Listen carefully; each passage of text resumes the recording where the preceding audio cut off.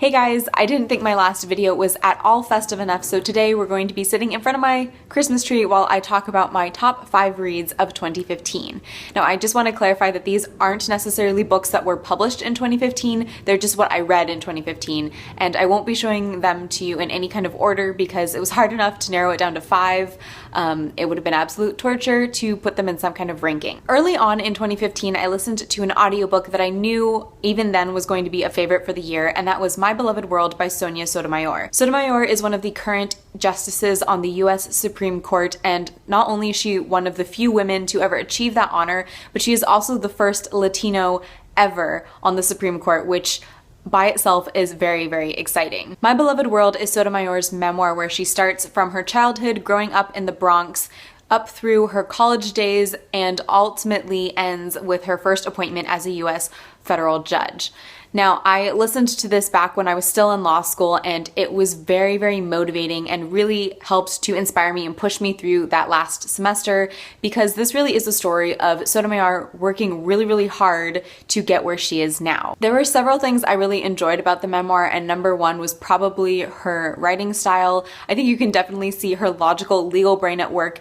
in the way that she not only lays out her stories, but how she picks which episodes from her life to share with her readers. Sotomayor doesn't waste time sharing anything that she won't ultimately pull from later in the memoir, and at the end it works really well to just kind of tie the whole thing together and really show her development as a person. Like I said, this is very much a story of somebody who was born to maybe not the most favorable circumstances, but who worked really, really hard and ended up someplace better in life. But I really enjoyed the fact that she never forgets where she's come from and never tries to distance herself from her past, but instead uses her past to kind of complete herself and make her a more full, well-rounded person. She also writes in a very thankful tone about several of the mentors that presented themselves to her throughout the course of her life, and if I took anything away from this memoir, it's definitely that, one, you have to work your butt off, don't expect life to hand you things, but two, to be aware of the people who are around you and influencing you and how they can positively affect change in your life. Another book that I read towards the beginning of 2015 and is definitely one of my favorite reads of the year is South of the Border, West of the Sun by Haruki Murakami. Now, this follows kind of the typical Murakami protagonist named Hajime. Hajime owns several successful jazz bars, he has a beautiful wife, he has 2 happy little girls, and yet he is pretty dissatisfied with his life. One source of anxiety for Hajime is the fact that he is an only child, and he has felt throughout his life that this has kind of separated him from the rest of the world. The only person he feels has ever truly understood him is a girl that he met in middle school named Shimamoto, who suddenly reappears in his life when she waltzes into one of his clubs one evening. As Murakami novels go, this isn't an incredibly complicated plot. Not a lot actually happens because you kind of just follow Hajime's daily life, but what I think is so fantastic about this novel is not only Murakami's writing, but the way he takes kind of a really average fear, the fear that maybe nobody really understands you and maybe nobody will really care when you're gone. He takes that fear and explores it really beautifully and really poetically. I think this would be a fantastic novel for those of you who have maybe read Norwegian Wood but have been a little hesitant on how to get into the rest of Murakami, because like Norwegian Wood, this doesn't really have any magical realism in it, and I actually think that this is kind of like a grown-up version of Norwegian Wood in that it deals with a lot of the same fears and anxieties. Sticking with a kind of Japanese theme, another favorite read from 2015 is Fudoki by Keach Johnson. Now, Fudoki follows the aging imperial princess named Harueme as she gathers and sorts through her things in preparation to go into retirement and seclusion, and specifically follows her writing this story of a young cat that then turns into a warrior woman and ultimately takes on the name Kagaya Hime. Because Fudoki follows these 2 different stories and is ultimately a dual narrative, it is both fantasy and historical fiction, and I would highly recommend this to anybody who is interested in Japanese culture or history or mythology. Having said all that, I think it should be pretty obvious why this was one of my favorite books of the year, and I think Keach Johnson does a fantastic job of blending the 2 different genres together and really creating a narrative unlike anything I've ever read before. Like I said, if you like mythology, Kagaya Hime's plotline really pulls from a lot of different Japanese myth and Japanese tradition, and if you are more interested in Japanese culture and history, particularly if you want to see what it was like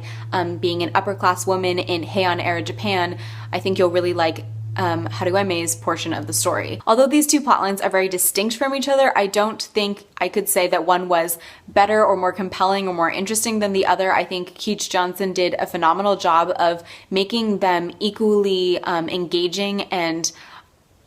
I really can't say enough about this novel. Completely switching gears, another favorite read from 2015 was The Girl Who Kicked the Hornet's Nest by Stieg Larsson. Obviously, this is the final book in the original Millennium Trilogy, and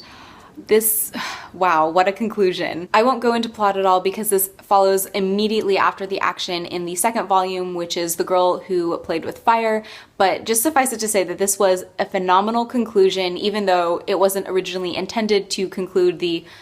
original Elizabeth Salander stories. This just pulled everything together in a way that I think very few authors can do well. Larsson's attention to detail is so astounding, and the complexity of the plot threw me for a loop several times. And although he does have a tendency to be a little bit long-winded and to maybe go off on tangents that aren't immediately necessary to the actual main plot, I really have never read something that gripped me quite like this. Although this is over 650 pages, I flew through this in about 4 days because it was just so gripping that when I wasn't working, I wanted to be reading, and once I started reading, I really couldn't put it down. And finally, my last favorite read from 2015 was actually a graphic novel called Shortcomings by Adrian Tomine. Shortcomings is a relatively short graphic novel that follows the character of Ben Tanaka and basically explores not only what it means to be Asian American, but what it means to be multicultural in modern American society. I had kind of an interesting reaction to this graphic novel because at first I was very angry because